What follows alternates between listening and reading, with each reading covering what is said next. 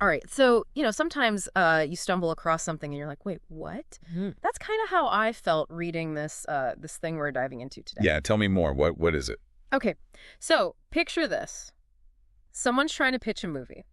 Right. Not unusual, right? Yeah, But happens all the time in Hollywood, right? exactly. But this pitch, it involves a lemon tree and Adam Sandler. Okay, now you've got my attention. Yeah. Lemon trees and Adam Sandler. That's an interesting combo. Right. And it gets weirder. The person pitching this whole thing, they go by Mr. BB Steakhouse online. Mr. BBQ Steakhouse. What is this, like a barbecue-themed movie? No barbecue, thankfully. Okay, so we got these excerpts, right, from a text file, just a plain text file called ggff.txt, which is, a whole other story. It's cryptic. I like it. Very cryptic. And inside, it's this whole pitch. And we find out the guy's name is, get this, Peter Sardelic. Peter Sardelic, a.k.a. Member BBG Steakhouse. Yeah. Okay, this is already wild. Right. And his movie idea, Marty Under the Lemon Tree.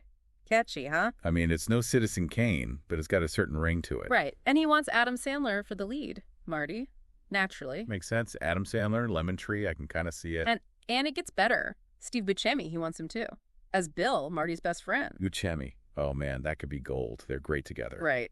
And to round it out, William Montgomery. Interesting. Interesting choice. As a wise bum, quote unquote, named Spoona. Wise bum. All right, now I really want to know more about this movie.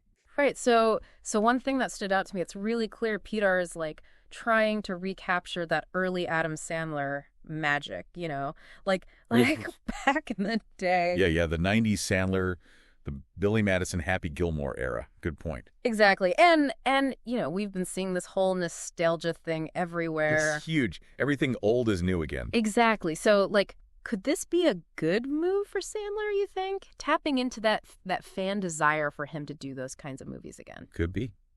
Audiences love the familiar, especially with comedy. Comfort food, Right. Comfort food. So, okay, here's the thing about Peter. He's not just, sending the script off to some agency and hoping for the best. Oh, no. What's he doing? Dude is going full on, guerrilla filmmaking, social media blitz, tagging Sandler and everything, trying to get his manager's attention. Wow.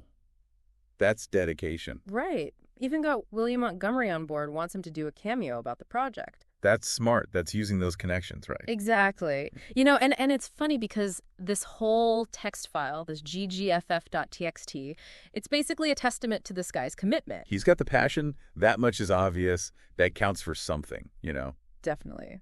So, I don't know, it makes you wonder, right? Could this actually work, this whole unconventional thing? Is this the future of pitching movies? Maybe. I mean, you hear about these things happening, people getting discovered on YouTube, that kind of thing. Right.